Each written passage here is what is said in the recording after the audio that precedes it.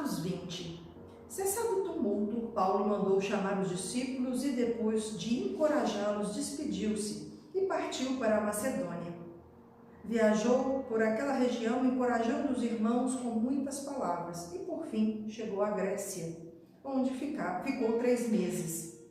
Quando estava a ponto de embarcar para a Síria, os judeus fizeram uma conspiração contra ele. Por isso decidiu voltar para a Macedônia, sendo acompanhado por Sópatro, filho de Pirro, de Bereia, Aristarco e Segundo, de Tessalônica, Gaio, de Derbe e Timóteo, além de Tíquico e Trófimo, da província da Ásia.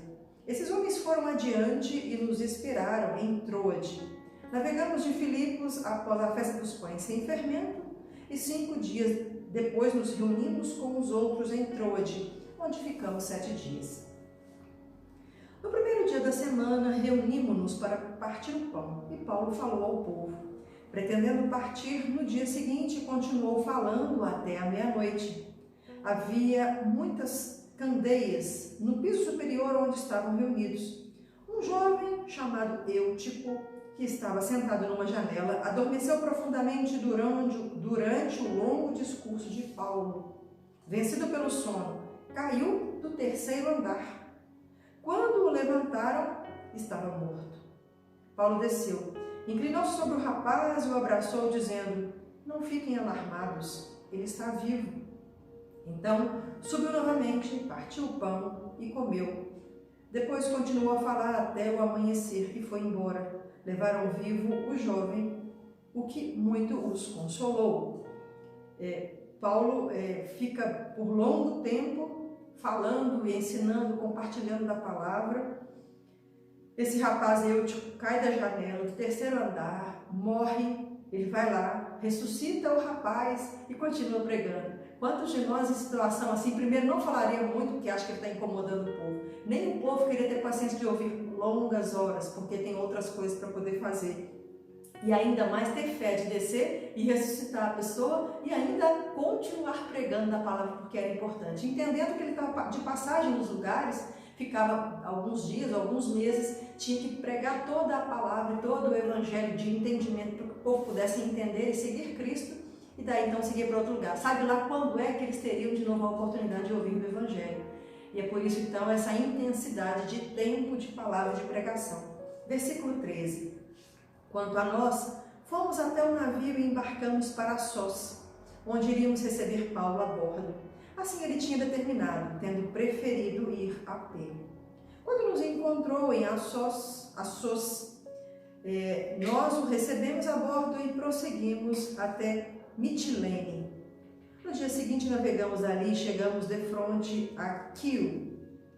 No outro dia atravessamos para Samos e um dia depois chegamos a Mileto. Paulo tinha decidido não aportar em Éfeso para não se demorar na província da Ásia, pois estava com pressa de chegar a Jerusalém, se possível antes do dia de Pentecoste. De Mileto, Paulo mandou chamar os presbíteros da igreja de Éfeso. Quando chegaram, ele lhes disse: "Vocês sabem como vivi todo o tempo em que estive com vocês, desde o primeiro dia em que cheguei à província da Ásia. Servi ao Senhor com toda a humildade, com lágrimas, sendo severamente provado pelas conspirações dos judeus. Vocês sabem que não deixei de pregar a vocês nada que fosse proveitoso, mas ensinei tudo publicamente e de casa em casa. Testifiquei tanto a judeus como a gregos que eles precisam converter-se a Deus com arrependimento e fé em nosso Senhor Jesus. Agora, compelido pelo Espírito, estou indo para Jerusalém, sem saber o que me acontecerá ali. Só sei que em todas as cidades o Espírito Santo me avisa que prisões e sofrimentos me esperam.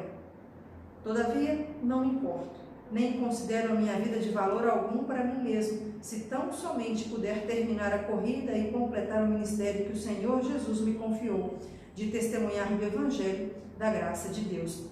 Quantos irmãos ainda vivem essa situação, né, queridos? De serem perseguidos, de sofrerem agressões, prisões, sofrimentos por causa do Evangelho.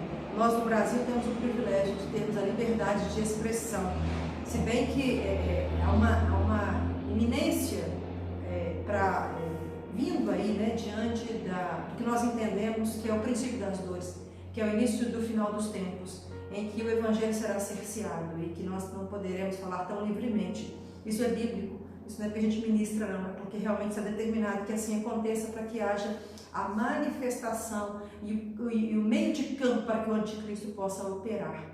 Então, em breve, eu creio que muito breve, nós também seremos cerceados de ouvir da palavra, e ainda bem que ainda temos a oportunidade de ler a palavra e conhecer do Evangelho de Cristo. Verso 25. Agora sei que nenhum de vocês, entre os quais passei pregando o reino, verá novamente a minha face. Portanto, eu declaro hoje que estou inocente do sangue de todos, pois não deixei de proclamar a vocês toda a vontade de Deus. Cuidem de vocês mesmos e de todo o rebanho sobre o qual o Espírito Santo os designou como bispos, para pastorearem a igreja de Deus, que ele comprou com o seu próprio sangue. Sei que depois da minha partida, lobos ferozes penetrarão no meio de vocês e não pouparão o rebanho. E dentre vocês mesmos se levantarão homens que torcerão a verdade, a fim de atrair os discípulos. Por isso, vigiem. Lembrem-se de que, durante 3 anos, jamais cessei de advertir cada um de vocês disso, noite e dia, com lágrimas. Agora eu os entrego a Deus e à palavra da sua graça, que pode edificá-los e dar-lhes herança entre todos os que são santificados. Não cobicei a prata, nem o ouro, nem as roupas de ninguém. Vocês mesmos sabem que estas minhas mãos supriram minhas necessidades e as dos meus companheiros. Em tudo o que fiz, mostrei a vocês que, mediante trabalho árduo, devemos ajudar os fracos, lembrando as palavras do próprio Senhor Jesus, que disse: a maior felicidade em dar do que em receber.